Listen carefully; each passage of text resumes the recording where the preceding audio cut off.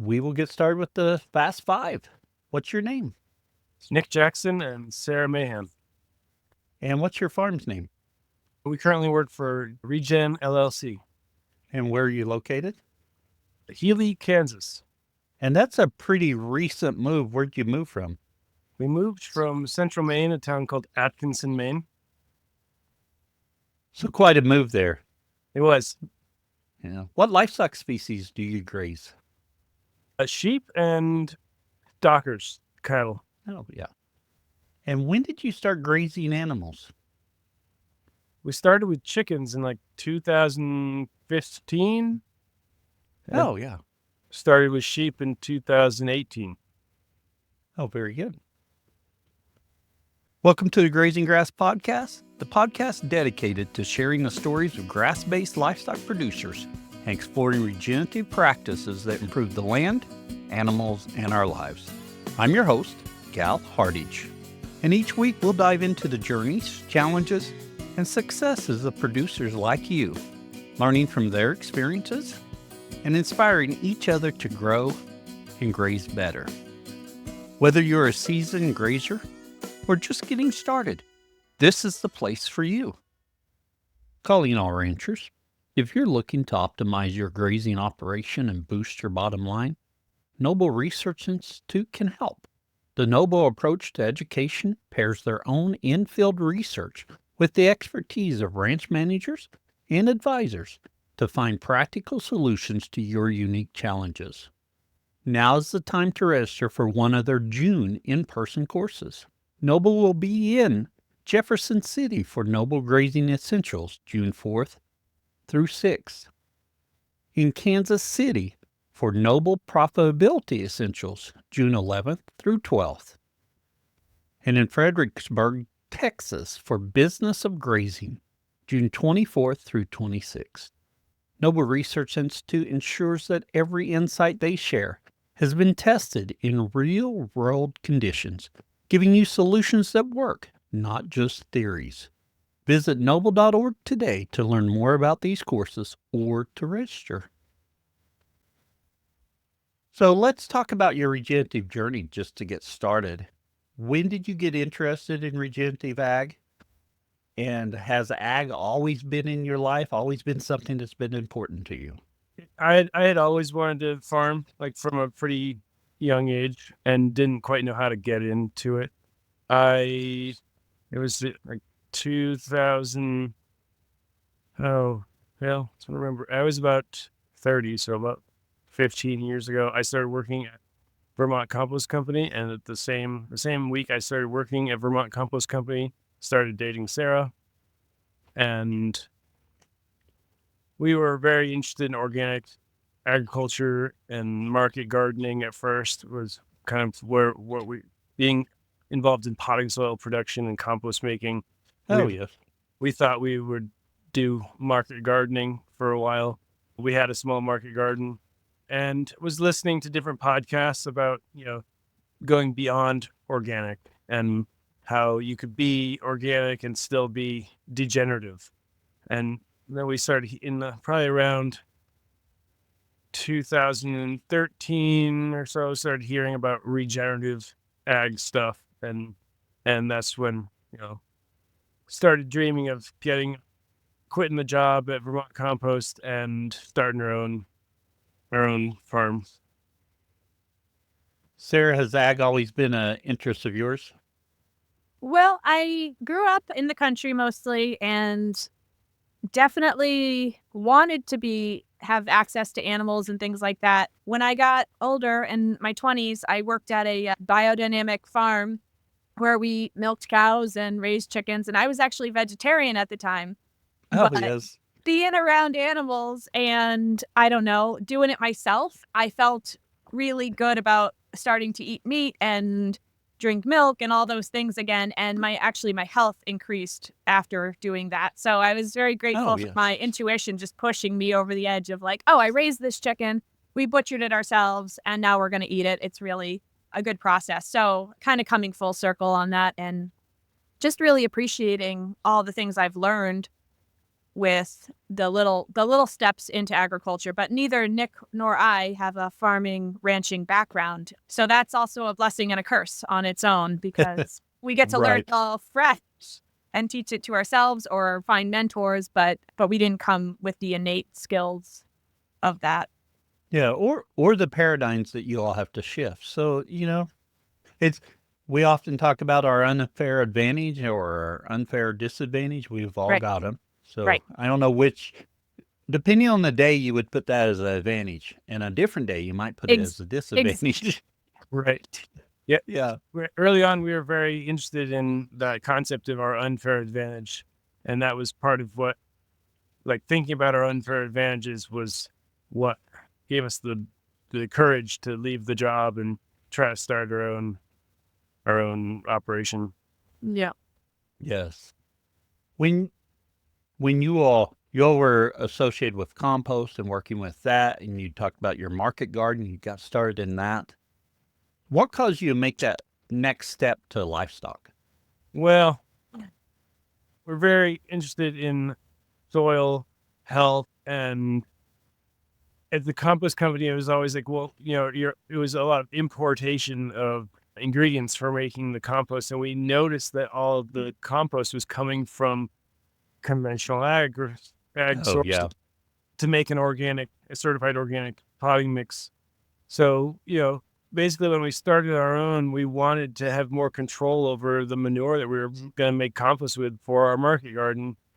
And we started thinking more about, using livestock as a tool to improve soil. And honestly, our focus went away from the food production to the soil rehabilitation and building soil. And I started listening to stuff like Alan Savory and this, it broadened my perspective from thinking about like doing. I was very focused on like, oh, what's the smallest market garden we could have and be profitable and pay ourselves, to what's the largest amount of acreage we could improve. It was like Oh, yes. and so trying to be part of the bigger goal of not just making a living, but slowing down desertification and improving soils around the in the biggest area we could conceive of. So it took a few years to transition.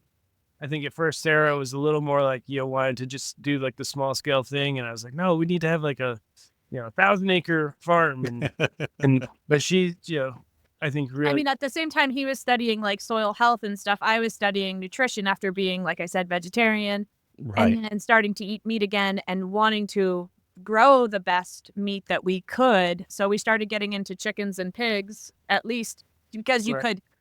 could turn a profit quickly on those. A cow takes a certain number of years to grow out. It's a big investment. And so how did we stepped up through pigs and chickens and eggs and then lamb, because we could also buy those in the spring and finish them in the fall. Oh, So yeah. it was an interesting journey. We just kind of kept taking that next step and then finally getting beef into our operation. Yeah.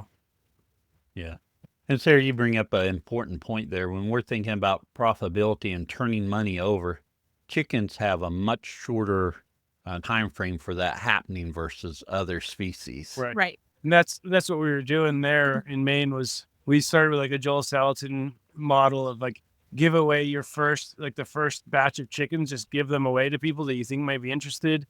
And very quickly we had, we sold out all of our chickens. So it was a pre-buy program where people had to put up the money up front, which gave us the money to buy the chicks and all the grain and to feed them. And we were moving the chickens every day in little chicken tractors. And I was, doing that, imagining, someday these will be cattle. He'll be Oh, yeah. not chickens. And it's cool because it's kind of come to that. Right. Yeah, very good. Now, I want to dive a little bit into that they've got pre-buy it. So Yeah. did you sell it to them based upon the next batch of chickens you did, and you hadn't ordered any of your chicks at that point? So I forget when we first started out, but by the end, we were doing like a January sale. If you bought in January, which let us make sure we could plan how many I think chickens. actually the last time we did the chickens, It was like November, November. October. Oh, yes. It was like we got earlier and earlier because we won like, hey, did you like our chickens this year? Do you want to reinvest? And I would send out I an don't think email. we asked for money in November, but we asked for people to make a promise that they were going to buy chickens with us again. But Oh, okay. in January. And Right. so that gave us Yeah. money to buy chicks, money to buy grain, money to live on, we didn't have a lot of money in November coming in, or not November, in January. And so Right. getting that influx of cash, and we weren't hardline, like if, the people who could pay in January paid, and people who had to wait until May, waited until May, and the money would trickle in, and we had some money to live on as we got things going. And you always made sure we saved enough to be able to buy the chicks and buy the grain that we needed to buy.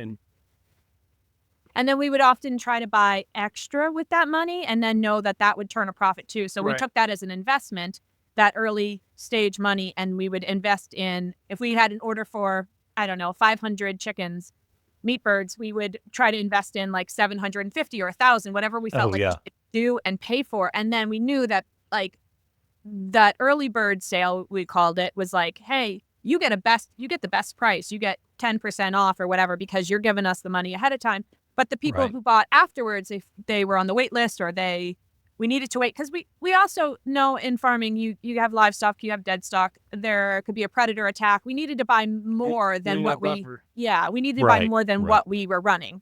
So sometimes we had grow out problems because the grain changed where they were getting it from, and I would not describe it as easy. Like some years the chickens just, I don't think we ever figured out why, but the chickens just didn't size up. And so we ended Oh, up, yeah. even though, we had promised only to give a certain amount of chickens, we would because we had told them there'd be a 5-pound average or whatever, we would give them extra chickens because they were smaller than Oh, yeah. expected. Yeah. And So people never really had a problem. They were always appreciative, and they, for the most part, we had a pretty high customer retention rate. so we switched that also as we learned more things, and we tried to make the customers happy, like no matter what. It was our goal to feed nourishing food and do that thing. But Right. we would go from 10 chickens. So you could sign up for 10 chickens or 20 chickens if you wanted to fill your freezers. But then we changed that to poundage, like if it was like 500 pounds. Oh, yeah. Because then it just made it easier. Like then we could. Right. Then if we had a problem with the grow out on the chickens, we could just be like, okay, you're going to get 100 pounds of chicken, whether it's, 25 pounders or, whatever, 25 Right. 4-pounders or whatever. So, yeah. And then we switched to, we started including lamb, and basically did a similar process. The first year we sold whole carcass lamb, or like the customer paid by the pound, by the hanging weight. And we, I think by the second year, we realized that was too cumbersome for our customers and for us to think about and to advertise, to market that. So we switched to lamb boxes with a selection of different cuts and with a little bit of optimization. But by the end, I think we went towards like minimal optimization. It was just like you had like 2 choices. Yeah, you could choose your Oh, yeah. roasts and stew box, or you could choose your steak box. And then we would just cut all the lamb into like shoulder steaks and leg steaks, and then people would often buy like 2 roasting boxes and 1 steak box, and they would be totally content with. They were about each box was the equivalent of about half of a Katahdin lamb grow. It was Oh, yeah. 17.5 pounds is what we figure a half a Katahdin is. And we, there was usually, if it was a good year, the carcass sizes would be a little extra. So we'd have, like, the customer would get everything they paid for, and we'd be able to retain a little bit more from each of those carcasses, that kind of the above and beyond, that gave us product to sell, off the right for retail cuts and whatnot. Yep. Two things there that really stand out to me. I love the pre-selling of chickens, even as well as lambs, because when you're trying to get started, money flow or cash flow is always an issue. Yes. So if you can afford to grow some, so you have that proof of concept, or at least that's the way I categorize it in my mind, and you get some of those chickens out, then you can sell some. Then you get the capital needed to Yes. grow that first batch. Yeah. And kind of the same way with lambs. The second thing that really stands out to me is making that process easier for the end user, for the consumer. Yeah. Because I see so many people selling beef, and if it's working for you how you're selling them, go for it. I'm not saying you shouldn't be doing it that way, but it looks kind of complicated. Well, you're going to pay X amount per pound of hanging weight. Then you got to explain what hanging weight is. Right. Or you can say, well, it'll be so-and-so price per live weight. Right. You still got to explain it. Right. Instead, if you can say, here's our price and here's what you should get approximately, this is ag, so the product's going to be variable. Things do happen, but we'll try and get you in there close. I just think it makes it so much easier for a consumer that's moved further and further away from the farm. And when you're trying to budget your money as a Yes. consumer, I just recently bought a whole beef and it was excellent, but it was about $800 more than I had planned for, and so that buffer of like, oh, wow, okay, it's $2,000 or it's $3,000, and you're trying to just budget yourself as you go, and you're like, oh, wait. That was that first year doing lamb. That's what the problem was. Right. Because the lambs turned out huge compared to what we were telling people they were going to be. Oh, yes. And then they were like, oh, we still owe you $300? Right, yeah. We're like, yeah, Yeah. sorry. Yeah, so we decided to turn that problem into a solution, saying, okay, you know what you want to buy. You buy as many boxes as you want. We'll sign you up for them. And then if there's any excess, we just turn those into cuts and we sold them on our website. Yeah. Oh, yeah. Or into more boxes. Yeah. Right. Yeah. And you all bring up an excellent point about your budget and, because we're working from a budget, and if it goes too beyond our budget, I have to reach somewhere else to get that money. Right. Yeah. You want them to be able to plan for it and really be successful with that transaction, as well as providing a quality product. Right. Yeah. Now, in Maine is one of the states that we don't have any guests from on the Grazing Grass podcast. And in fact, I reached out to you because you all were in Maine, Right. and then come find out, oh, you're in Kansas. But let's just talk about Maine for just a second, because that's where you were doing this. What's the Maine environment like, and how did that work for you? Because when I think about Maine, I think about trees and I think about cold weather. Yeah. Yes, sir. Well, historically, like my dad always says, there's more trees in Maine than there ever was. In his the state was cut off in the 1700s. It was nearly clear cut, like the bottom 2/3 probably. Oh yeah. And cleared for cattle and sheep in the 1800s, 1860s. There was 1 million sheep in the state of Maine. Oh yes. And as there were in many places, Maine is not alone in that way. But today it's mostly, a lot of those old fields are grown back up into woods, and it's a high rainfall environment. Get like 55 inches of rain a year. Oh yes. And so it's really, it's the ecosystem there wants to be a forest, and the early colonists, cleared the land so they could grow crops and graze livestock, and they had the labor force or whatever to do that. But it's like we live in a completely different time now there, and there are still numerous dairy farms, but it seems like every year I hear about dairy farms closing there. Oh yes. The very northern part of the state, Aroostook County, I have spent very little time up there, but there's a lot of agriculture at scale up there. Okay. Some crop growers and probably some dairy farms.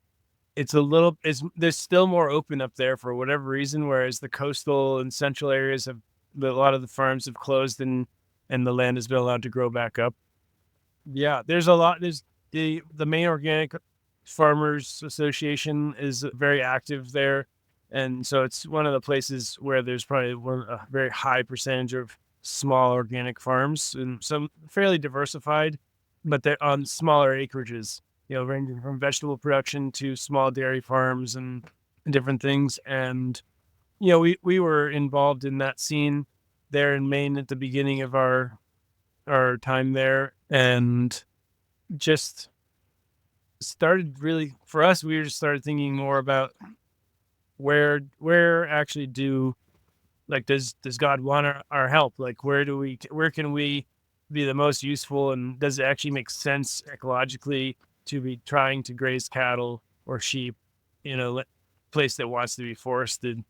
Oh, yes. There's definitely the market there for people who want to buy product, but we were trying to think about how to build a business that was, where we could graze 1,000 head of cattle or several thousand head of sheep and have the appropriate size land base to do that. And that was challenging in Maine, especially with the rising real estate prices and a lot of people moving after COVID, a lot of people moving out of the city, and the real estate just went through the roof there. Oh, yes. Yeah. For, houses in towns, but for farmhouses, people in New York City or Boston they have the money and they just go pay whatever price someone puts on an old farmhouse with 100 acres. Like, it just blows your mind, like the prices that things are selling for. Even for here in Oklahoma, the price increase we got with COVID. And there was a few other factors here. Marijuana growth growing marijuana became legal you had to have permits and stuff. But that really, through that period, really shot land prices up. And yeah, and you couldn't it's really difficult to make livestock pay for land. But then with the increased prices, it's even more difficult. Right. So I would imagine exponentially that's more expensive in Maine because you're fairly close to a more populated area for your market, which is great. Right. But you're also working with your dollars go less or go not as far. Yeah. And it seemed like the solar industry also took off around the same time. Yeah, And that's they Oh, were yes. for hayfields quite frequently. I mean, obviously the landowner had to make the deal and stuff, but Right. they made it really appealing for many landowners to say yes to turning those hayfields into solar grazing or solar fields, and then and clearing forests to put up solar fields Right. through there. It's Oh, yes. yeah. That reminds me. So I mentioned this on a couple episodes ago. My dad mentioned the other day, pick on my dad just a little bit. When he listens, he's going to be unhappy with me. But he says, we need to build some structures out in some of our pastures and put shade cloth on them. I'm like, or we plant some trees. It doesn't work tomorrow, but it'll get there. Right. Exactly. Yeah. Yeah. I do get it's not quite 1-to-1 with a solar panel versus a tree, but to me that just sounds crazy to cut them down to put in solar panels. And in places like Maine, it never quite made sense to us because there's so many cloudy days. Right. Oh, yeah. It's coming out to Kansas. It's not quite like Seattle, but a lot more like Seattle than it is Kansas. Yeah. Oh, yeah. And I get why solar panels don't work in Kansas because the amount of hail and wind, but I don't know that they make sense in Maine either because they have less hail, but it's very cloudy for the most part. Oh, yeah. If we had wanted to, we probably could have built a business in Maine on solar grazing, but Oh, yes. we're a little concerned about unintended consequences, that things just outside of our knowledge base around the solar panels and grazing animals under them. To those who are doing it, more power to them, but it's not our this when we think about how we want life to be, either today or in the future, being around a bunch of solar panels is how we want it to. Oh, yes. So, yeah. I'd like to have a house with solar panels on the roof, possibly, or Right. fill a field full of solar panels just seems like Yeah. not Or not fill a parking ideal. lot full of solar Yeah. panels so the cars can have some shade or something. Yeah, That's what put them on big box stores and over all the parked cars. There's so many other places to put them than where we produce our food. I agree. I see some of these places they put solar panels, and I'm like, why? If you'd raise them a little bit higher, put them over some cars, provide a little shelter there. Yep. Or how many houses and barns are out there that we could put solar panels on. I know that creates a more fragmented system and it's Yeah. not as efficient and stuff, Right. but wow, I just think there's so many opportunities out there. I'm like, why'd you put it there? And now we have that fenced off. And then sometimes they put them so low to the ground and put gravel under them. I'm like, why? Yeah. But And with things like the PFAS thing that happened, I don't know, 2 or 3 years ago that came out in Maine, and it was just like the whole state of Maine, like for the most part, people who were told in the 70s or the 80s when the Clean Water Act came, like, here, dump this refuge on your farms. We'll get rid of it Oh, that yeah. way instead of dumping it in the water. And then there's all the unintended consequences that come out 20 to I don't know if you heard Oh, that. That's the kind of the most recent thing in Maine was they've actually had to close farms down because of too high of PFAS contamination oh no. in the soil and in the water system. Yeah. Quite a few farms have been just Yeah. shut down.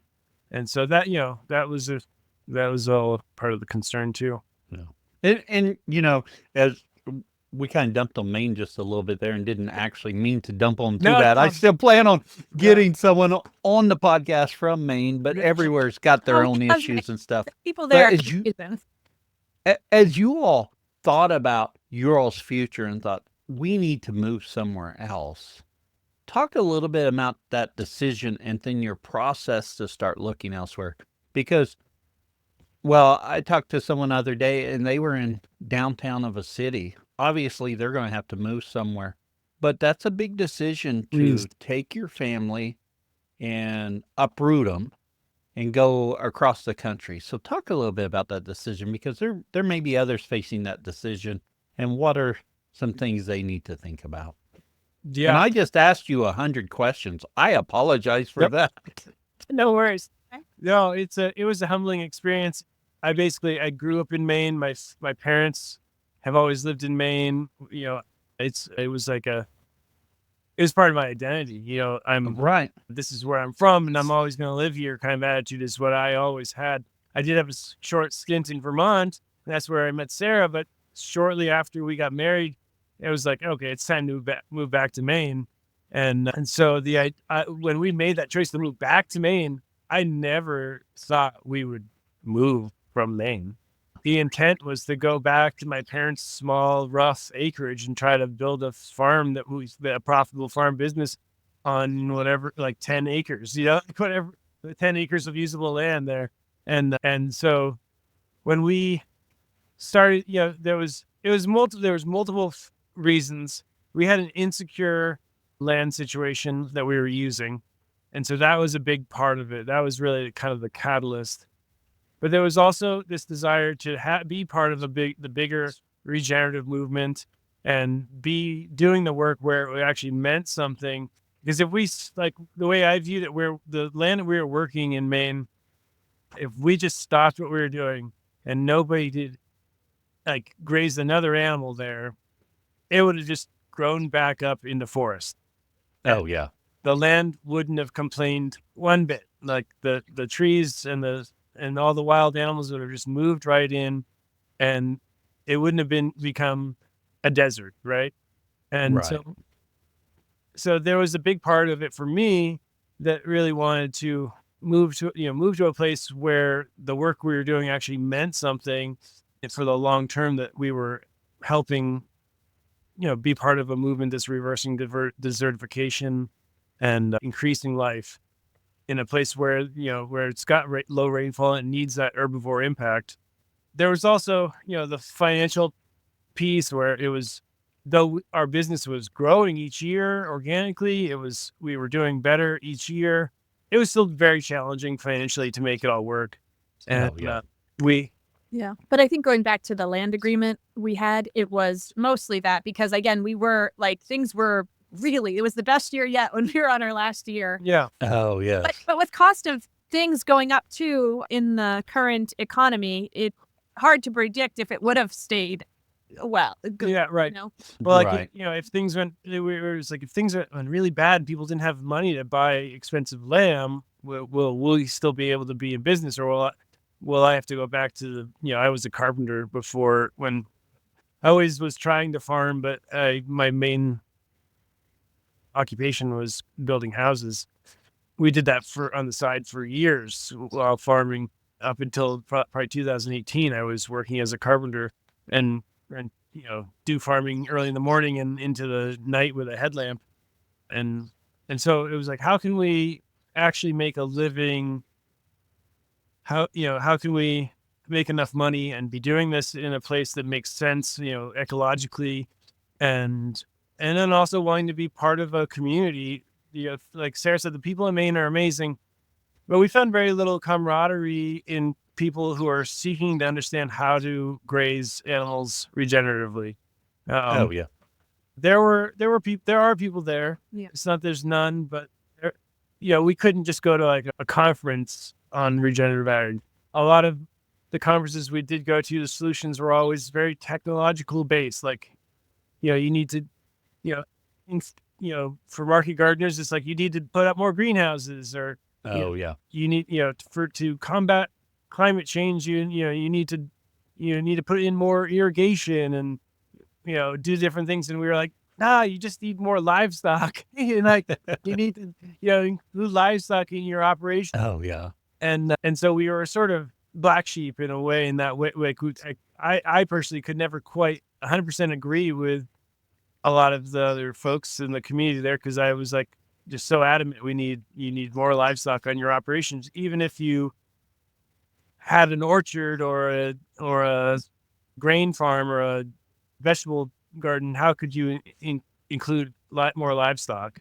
Oh, and that wasn't really talked. I mean, it is to some degree talked about, but not as much as I wanted it to be. And so it was just there was so many different facets, and we really just started kind of preying on it and looking at kind of job opportunities that were listed in different job boards or whatever. And I remember we homeschool, so we were looking at like which states have the best laws for homeschooling. oh yes. We didn't want to be like really far, like in a place that was like we didn't want to go right from Maine to like South Texas. That was a place we were considering a job opportunity in South Texas, and it seemed like a little bit too big of a jump. Oh yes. Yeah. So what I'm hearing there, first off, that identity issue, I hate to say it issue, but your identity is tied to where you grow up. I know for me, I'm in Northeast Oklahoma, and I go over into Missouri and Arkansas, even Eastern Texas. And I'm like, these areas are nice. Louisiana, they would be nice to live here, but I'm a Okie. So, and then the other thing, you talked about some other things in there. For me, my family lives here close, and I don't want to move further away than I am. So that really constrains me to that area. But we all have that criteria, like you mentioned. Going to South Texas would be a huge change. So as you looked at it, you're like, what fits into what I'm comfortable with? So that worked out. So as you looked at homeschooling and stuff, you said you ended up in Kansas. So obviously that works. What were some other states you were looking at? Well, real fast, I do want to just speak to, you mentioned the family aspect. That was probably the single hardest factor against moving. So. My parents and my siblings and family are in Maine. Sarah's parents are in the Boston area. They were a drive away if we wanted to go visit. Yeah. And that was probably the biggest factor of thinking about, okay, we're taking the kids away from the family. How's that going to be? And we really had to weigh out that kind of like, well, is the quality of life we're giving them here in Maine with access to see family occasionally better than if you were in a more secure situation doing the important work that we see important, that we hold so valuable to be doing. And so, we just kind of kept praying on it. Yeah. But I've transitioned myself from thinking of myself as a Mainer to a human from Earth. Like I feel like now I feel so free. Like I feel like I could live anywhere.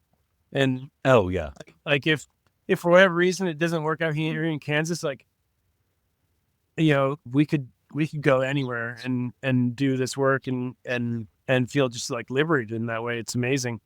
And I'm very sensitive too to the people who grew up here and coming from a perspective, always being from a place, like I don't really want to like negatively impact the quality of life here for the people who have been. Oh, yeah.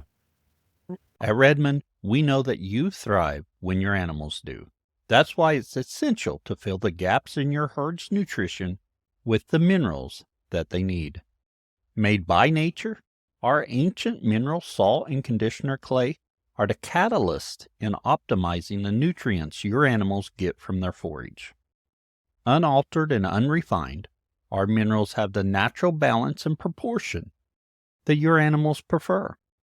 This gives your herd the ability to naturally regulate their mineral consumption as they graze. Our minerals won't just help you improve the health of your animals, but will also help you naturally build soil fertility so you can grow more nutrient-dense pasture year after year. Nourish your animals, your soil, and your life with Redmond. Learn more at redmondagriculture.com. Mike, I want to jump back into that family discussion just a little bit more. Were your family supportive of this? And then do you feel like moving there, you were closer to them in Maine, but just because you're close does not mean you see them and communicate as much as you would like. Right. Is that going to change much with you in Kansas? Right. That was sort of, we started, kind of looking at like, we would go to see my parents like once a month. They would come up and see us maybe once a month or every other month. We were an hour and a half from my folks, and they were pretty much the only family members that would come up and visit us, because we started out on their property, but we eventually got an opportunity to work to manage some land and live in a house in central Maine, and so that was like I said, an hour and a half away. So we were pretty much, we didn't get very few visitors, and I was going back to my hometown to deliver product on a weekly basis. So I would stop in and see my parents for the first few years, like every week. And sometimes the kids or Sarah were with me, and sometimes it was just me. Probably most of the time it was just me. But then once a month they would come down and they would come up and visit us, or we'd all make the trek down for family gatherings. But it was like, if we added up, it was like, we were always in a rush. We'd be there. That is so true. And we're usually we were combining it with like a delivery or something. So we could only visit for an hour or so, and then we'd have to make the long drive back at late at night and get home late and have chores to do. And the visits were always just felt a little rushed. And we started saying, well, if we take a job opportunity that has some time off included, and we can just come back to Maine if that's what we want to do, then we could actually spend like a week with Grammy and Grandpa and not feel like we're going to rush off. Quality time. Yeah. Have quality time, And with the balance of it all, like Nick was working and I was working. I was like mostly in charge of the website, like the YouTube channel, the Facebook page, all those things, but also accounting and egg packing. And we, at one point we had 800 chickens. So we had something around 50% life, Yes. 400 eggs a day. So between the two of us practically working more than full time, our Yes. kids were falling through the cracks. And so, and my family are great, but they didn't really, and what we were doing was not important to them, and they didn't. Oh, yeah.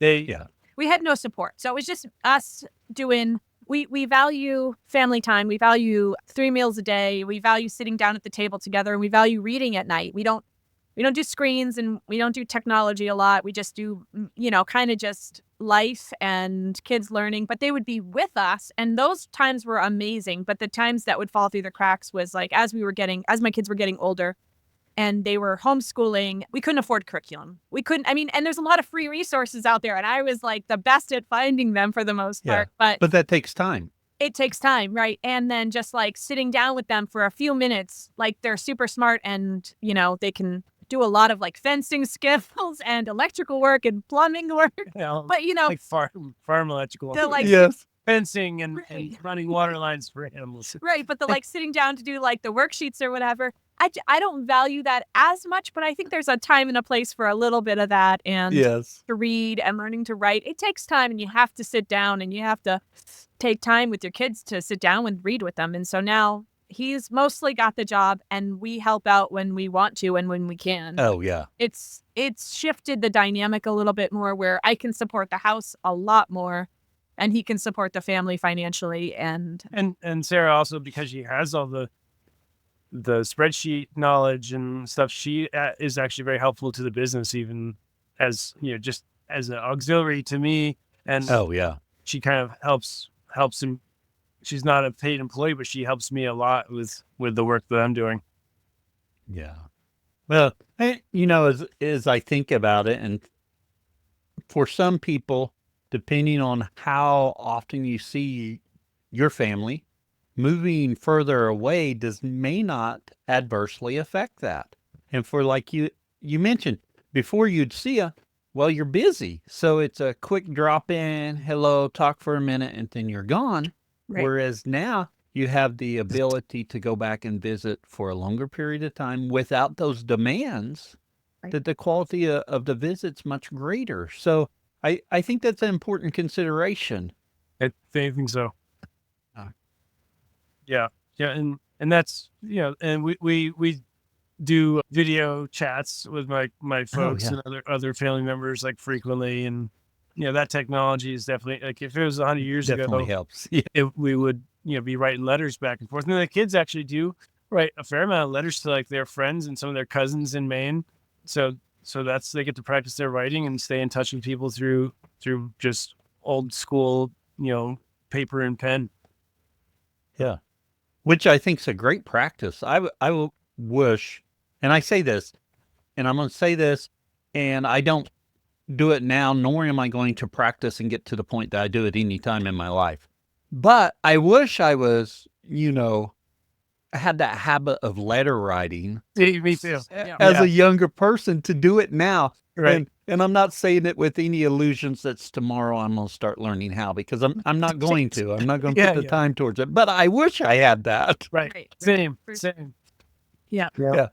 So in getting ready for the move across country and then moving across country, was there anything now that you're there you wish you'd known before you started the process?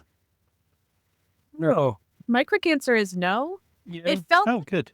It felt like we made the decision and everything just fell into place. And whether that was the hand of God just helping us get there, but we decided to stay at a few Airbnbs along the way because we had livestock guardian dogs that we were bringing with us. And Yes. so we just was like, oh, and then we decided to stop at Greg Judy's place. We were like, he's yes. It's on the way to Kansas. So they've got an Airbnb. yeah. So yes, they do. Yeah. Right. So we stayed at his place. And pestered, I can't remember his wife's name, kind of pestered her. Jan. Jan. Yeah, Jan. We were like, is there any way we can see Greg? Because the Airbnb is like, they don't necessarily interact with the Airbnb people. So if you might see them, you might not. And so we're like, is there any way we can see Greg? And so she's like, oh, he's got to go move the bulls. You could help him with that. So we went and helped him move the bulls for one. Oh, nice. Yeah, and he gave us a demonstration of how the bale and roller works, and they gave the kids a ride on his four-wheeler, and oh, yes. It was really fun. The kids started making like little trinkets with the grass that he hates. Oh, yeah, what was the brome grass? Not brome grass, the brooms. The broom sedge.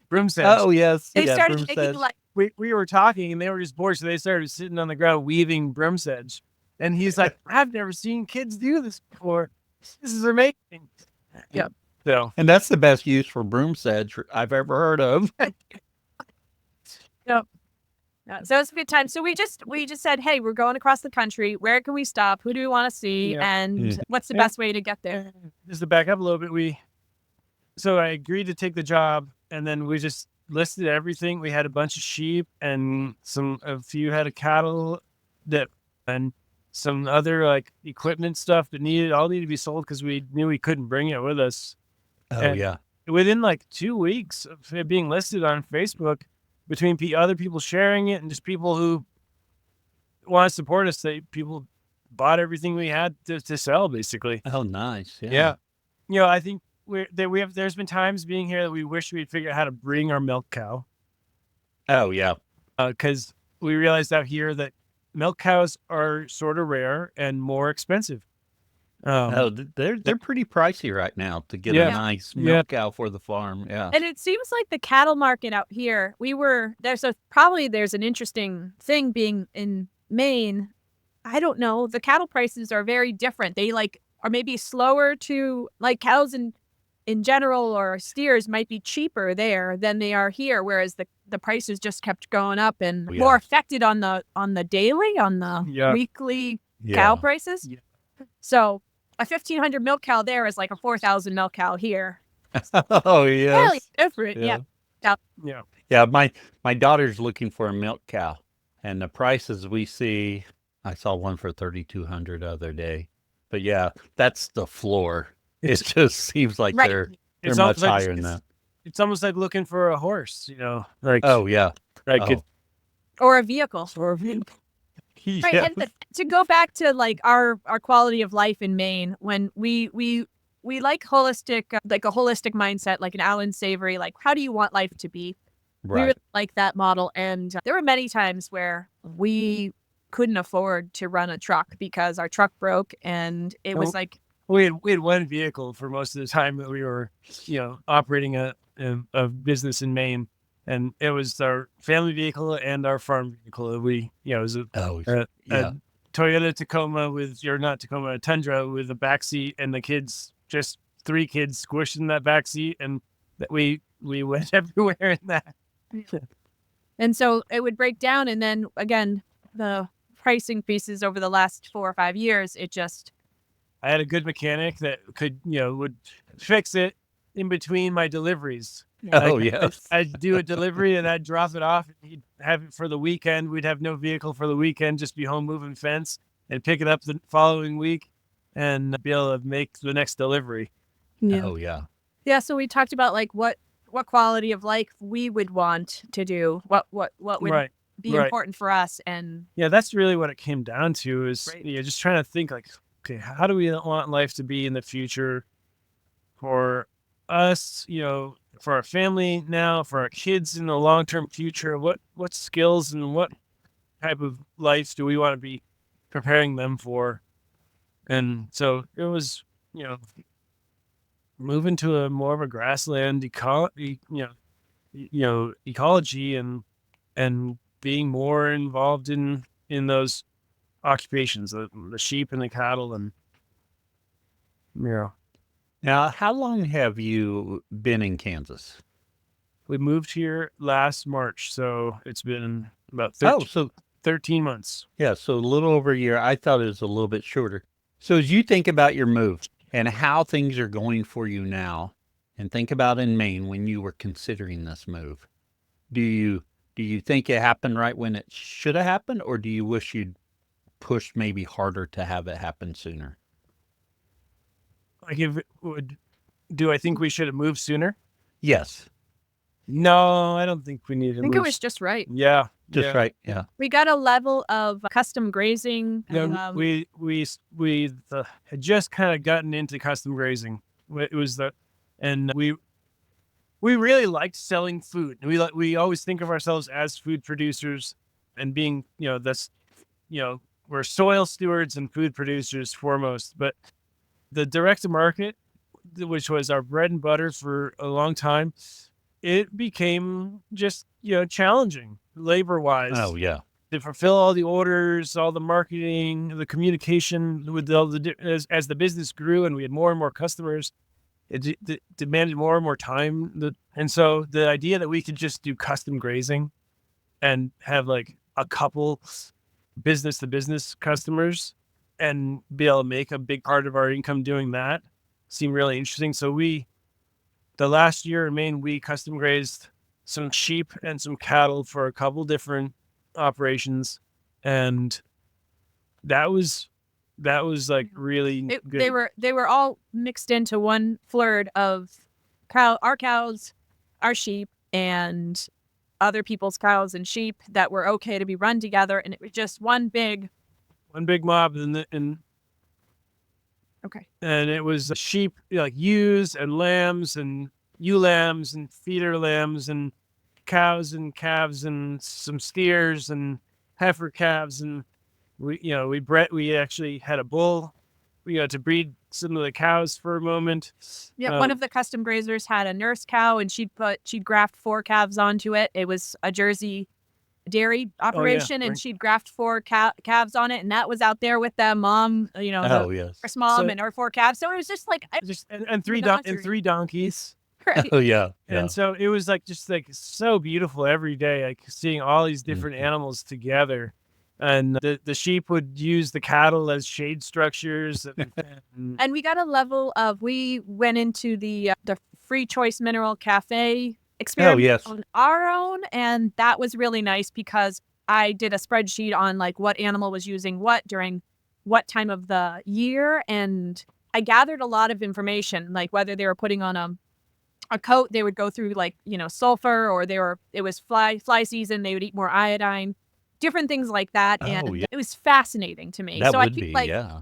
coming into here, we have experiments under our belt that possibly business owners wouldn't want to try, but we have that knowledge on our own. Oh, yeah.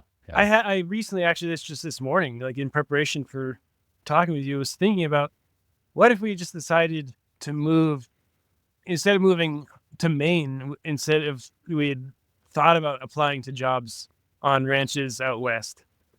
And I think we gained so much information, just so much experience in trying to do our own thing and learn the hard way, than just go right to becoming an employee. Yeah. Well, like you're saying, like the paradigm shifts, because there's a lot of people who say, well, you can't do it that way. You have to do it this way. Right. And so when you're trying something on your own, you're like, well, this is all I have, or Right. this is what I'm interested in. I want to learn more about that. So you get to try things on your own, Yeah. which not everybody's willing to try those things. It's harder to do when you're an employee. If you're boss, or it's just more challenging to take those risks. Right. And It is, even when you think about, so for instance, in my situation, we have dad's animals, we have dad and my animals, and we have my animals. With my animals, I can experiment or try whatever I want, and if it doesn't work, it only affects me. Right. So yeah, that's a great point there. Let's transition just a little bit and talk about what you're doing in Kansas now. Yeah. So I got hired by Sage Askin at a new business he started in, I guess, last year, called Regen LLC. And I'm managing the Kansas unit for Regen LLC here in Healy. And it's pretty much 100% custom grazing. There are a few of the sheep that the parent company, Askin Land and Livestock, still own, but most of the sheep that we have here are all custom grazed, but they're owned by outside investors or people who want sheep, and Regen gets paid to take care of them. So and then we run stockers. Last year was all steers in the summertime. And so in about 2 or 3 weeks now, the steers will be arriving again this year. So last year we had about 1,000 sheep and goats over the summer, and 800 steers. And over the steers left in September, and then we started getting in more sheep, and the goats left. And so over the winter we had almost 5,000 sheep, like 4,700 sheep over the winter here. 3 different bands. We had adult hair sheep, a band of like 1,500 or so hair ewe lambs, so young ewe lambs that we were not breeding, and then a band of wool sheep as well. So we've shipped some of those so Sage he's managing a ranch in Nebraska and Wyoming. And so some of the sheep have gone on to different places. I think most of it have gone to the unit in Nebraska. And so right now we have around 2,200 sheep here. And current plan is they will all be here for the season. We've got the help of 2 Peruvian guys, awesome guys you just work really hard for us to manage the sheep, and they're so much fun. We really love working with them, and they do whatever we ask them to do. It's really awesome, and we've all taken up the learning Spanish so we can Oh, yes. communicate with them, which was I personally never had any interest in learning another language, but it's definitely And if they say you can't learn a language when you're 40, you can. Just immersion help. right. Oh, yes, it would. Yeah. Nick was like speaking Spanish right away, and I was like, wow. And I went through 12 years of Spanish in school, and I felt like I could remember a few words, but I couldn't speak it. So it's really nice. My kids are out there with them, and they're learning the language, and my kids have always asked to learn another language, so it's Right. quite nice to have that. Yep. So the steers are run on native pastures, and the sheep are run on native pastures when possible. It's all leased land here in Kansas. Oh, yeah. And so most of the winter, the sheep were grazing stubble, it's corn and milo stubble. And then in the summertime, our main landlord and actually we've gotten some connections with some other landlords who are planting cover crops for us to graze. So learning a lot about how to graze cover crops and with sheep and a lot about the native grasses here too. Like it's just completely different grasses than in the northeast. And Oh, yeah. not only different species, but the life cycles when you're going to get the most growth out of the livestock on the native grasses, and what can stockpile, and how are they got appropriate times to graze stockpile, and So we're just like sponging it up because Yeah. there's so Oh, much yeah. to learn. And Yeah. we have our experience, but there's so much down here that's different and like and it's all spread out. Like even our native range pieces we have 1,700 acres of native range. It's like an amazing piece that the landowner had set up previous, where it's all broken up into strips with high tensile and Oh, yes. water points every 600 feet with like very good water flow, like 30 gallons a minute water flow. So that for the stockers, that's like a great setup to be able to do daily moves. Most of the time last year, I was doing twice a day moves with this. Oh, yes. But like I was saying, that we're kind of spread out. Like the sheep graze all over, and we have got some land 10 miles to the north, and so we walk the sheep up there to do that. There's the milo and corn grazing is all separated, and some of it has water and some of it doesn't. So the guys haul water with 1,000-gallon water tanks to get water to the sheep where if they aren't close to a water point. And I've pretty much insisted they do like at the most. I mean, I want them to do everyday moves, move the animals every day, but sometimes just labor wise, it doesn't work out. Oh, yeah. They probably average more every other day moves, and then occasionally they might do a 3-day paddock or something, but we try to shoot to have them do everyday moves with the sheep, which is so much better for the sheep and the land to have the sheep having access to fresh feed every day instead of trying to get one more day on this piece of ground. And really notice like when they do that, that's when like seems like you'll have more deaths happen. Oh, And yeah. the animals just thrive a lot better if they have that access to a fresh bite. They didn't have to. It's not somebody's second choice. It's their first choice bite every day. So When you think about the change from Maine and scaling up to that many animals, because you went from a much smaller amount of larger mammals to much larger numbers, what was the biggest change with that scale change? Well, I mean, definitely with the sheep, it's like you can't focus on individuals. It's much tougher to count them, isn't it? Where you're really looking at the whole group. You do need to pick out, like you need to look for the ones that are falling behind and pick out the skinny ones. And like we never kept like a feedlot situation in Maine, and always just kept them healthy by moving them every day Oh, yes. and having access to green grass. And then it's just it was very different context. Here, if we notice an animal that's not doing well for any reason, pretty much it comes to the corral. I don't know if it's really visible behind us and behind our house. And then it will get, if it's something that we want to keep, then it'll just get rehabilitated and go back out. Often they're culls, and we're just trying to keep them alive yeah. until we can get them sold. So we didn't have that in Maine. It's definitely We did cull, and we culled heavily. we did cull in Maine, but Right. they would often go right to the butcher. We were Right. 15 minutes to a butcher shop and Oh, yeah. bring them right from the field to the butcher shop. Now we try to fill a trailer before we send. Right. Oh, yeah. It's just a little more challenging that way. Yeah.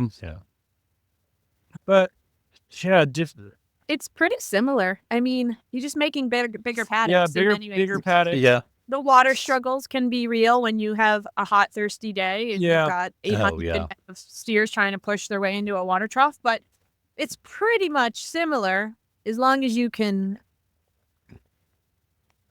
make the adequate space.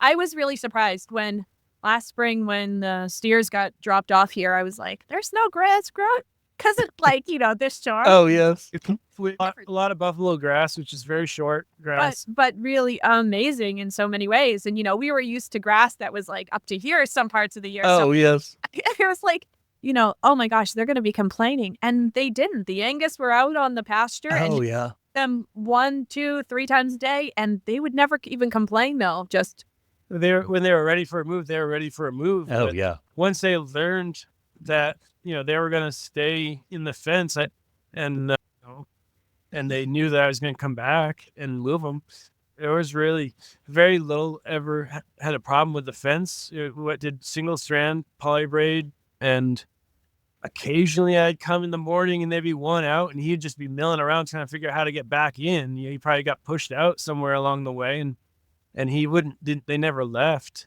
Out of the 800 that we brought, I think last year we lost 3. Oh, yeah. I had never had any experience with using a dart gun and darting cattle with, just doing a little doctoring if we saw something, either a foot rot or like a pink eye or something like that. And so, I don't know, I used a dozen darts or something. You make, probably not much more than a dozen darts over the season, and had 3 losses over the season. Just, they call them ballers. These were all the steers, and they occasionally they'd pick one that they'd start riding, and they'd ride him until he wasn't doing well. And so by the end of the season, I figured out how to separate those ballers into the paddock behind. I just have them follow it separately, and occasionally they didn't like being by themselves, so you had to have at least 2 or 3 together. Otherwise, they'd just try to jump the fence to get back in with the group, and then Oh, yes. it was a death sentence. They would just get ridden more if they did that. So yeah. By the end, I think that I had a group of like 5 ballers that I had separated out into the back paddock, and yeah, when I was like constantly nervous because you can't count 800 steers in the paddock. Right. So I was like, Yes. I would be like, geez, I hope none are missing. I hope they're all there when we ship out. we had a couple of events. We had a big flash flood at one point, we had a which big, knocked Oh, down no. a ton of fence everywhere. yes, it was a big storm, and I just, if I had been anywhere else on the ranch, it wouldn't have been the problem. But I was down in a little valley. And the Oh, drain just filled up with water so And- quickly. Oh, yes. Washed out my polybraid, washed out the barbed wire fence against the adjoining ranch. And so I went on a Sunday morning to go check on them, and they were leaving the paddock to go into other paddocks on our ranch, and they were leaving the ranch going onto the adjoining ranch. And I was there by myself trying to gather them all back up. And I finally, it took all morning, but I got them all gathered back up. But, for the rest of the season, I was like, yeah, I hope. But the thing is, the neighbors here are so good. Like, if any cattle get out, like, people are calling me, or not. not even my cattle. Like they're like, hey, I yeah. got some cattle on my ranch. Are these your cattle? And I'd be like, oh no, those aren't mine. And they send a picture or something, and I could confirm they weren't mine. And Yeah, it's a nice small community. I Oh, always, very good. Yeah. if I've always like if a steer got out of my neighbor's property, they were gonna let me know. Oh, And, yeah. sure enough, when they shipped, they were all there, all but the 3 that had died. It was awesome. Yeah. So, Well, very good. Nick and Sarah, it's time we transition to our famous 4 questions, same 4 questions we ask of all of our guests. Our first question, what is your favorite grazing grass related book or resource? well, books, I always go to Holistic Management. I'm a big fan of Alan Savory. And as a family, we always really enjoyed watching Greg Judy's podcast. yes. Really loved listening to him talk about grazing. And yeah. Sarah, you have anything to add on that? I really enjoyed Dr. Fred Provenza's book on nourishment, as far as, nourishment. keeping the animals healthy and having the babies with their mothers, watching what to eat and things like that. That's an added bonus into the world of like moving your cattle every day. And I think it adds on to a lot of what Alan Savory and even Greg Judy say about the animals. So it's nice how it all works together sometimes. It is. And excellent resources there. I've been wanting to read Nourishment for a long time, and I recently was made aware there's an audio book, so I'm actually listening to the audio version of it. It's fascinating. So, yeah. Good. Our second question, what's your favorite tool for the farm? Probably polybraid. I think Step-in posts. Yeah, without those, it's hard to do what you do each day. Yeah. What would you tell someone just getting started? Figure out how to keep your animals on the smallest possible space and move them every day, and do the experiment. Yeah, decision fatigue can be real. It is real, and yes. you have to fail. You have to fail. It's just Yes. like if I'm going to get up in the morning and I'm going to make a decision and I'm going to fail, and then that's okay. It's not a bad decision. It's just information.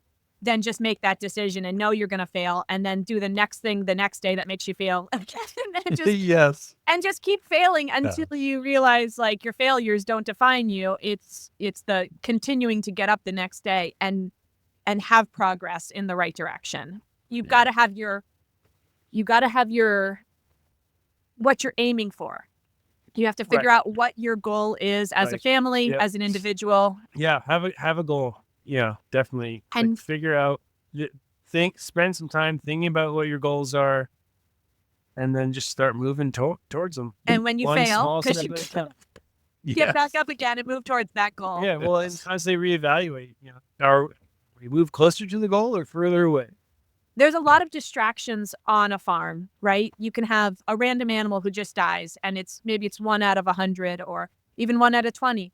And you can get really distracted about that one animal and think, I failed this one animal, and the rest are thriving. And in the process of trying to fix that one animal, not that that's not important, but you can forget about the rest of it's very easy to do. We've done it so many times. Oh, yeah. You forget about the whole picture and you go towards the one thing that's a distraction. And so we often think about things in an analogy of a motorcycle. And I don't drive a motorcycle, but I've heard it, if you're driving in the road and you see a pothole and you're looking at that pothole trying to avoid it, you're going to hit the pothole. Yes. Right. Yeah. So you just have to look at where you want to go and see the pothole, acknowledge it's there. Acknowledge the pothole. But don't keep looking at it. Look at the things you want to get to.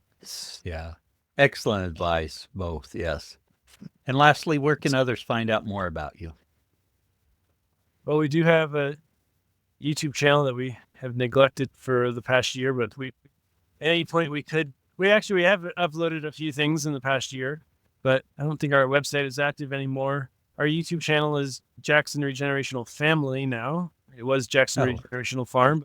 We switched to Jackson Regenerational Family since we aren't running our own business at this point. So yeah, that's probably the best place. Yeah. And we'll put a link to that in our show notes. And before we get, guys, pulled up. So we're talking, and Sarah says Nick, and I'm like, Nick sounds right. And then I looked at my paper, and I'm like, wait, I got Mike. So I called you Mike, and a little bit Sarah calls you Nick again. I'm like, I've got something wrong. So I popped open in a new tab, and I'm like, I have Nick there. Why did I write Mike down? I don't know. So Nick, I apologize for I only that. heard you say it once, and I didn't bother. Oh, okay, good. So, yeah. To wrap up, do you all have a question for me? How do you keep names straight? I really don't know. Oh, geez. Well, so you work with your dad, it sounds like. I do. Yes. And how's that go? You guys enjoy working with each other? I love the opportunity to work with him. And my dad is a Vietnam veteran, and he is, when I say disabled, Dad does tons of stuff. He's disabled, but he gets around with a walker. But when you say that, you're going to think he's more fragile than he is. My dad's not fragile. I don't think anywhere anyone's ever thought Dad's fragile. So we worked together for years. I lived 2 miles down the road from him. We have he's got cattle that I manage. We have hair sheep together, and then I have goats and cattle of my own. But I talk to Dad every day, and we work on stuff together. Yesterday, I complained to my wife that my dad roped me into doing something else that wasn't on my schedule. But I find that it's such an honor to be able, he can't do all that we do physically. And obviously he's older than me. So, his age comes in there too. And it's such an honor to be able to help him do his goals, because I know he's wanted to do this for years, and we've done it for years, but he's not ready to give up. So I really enjoy it.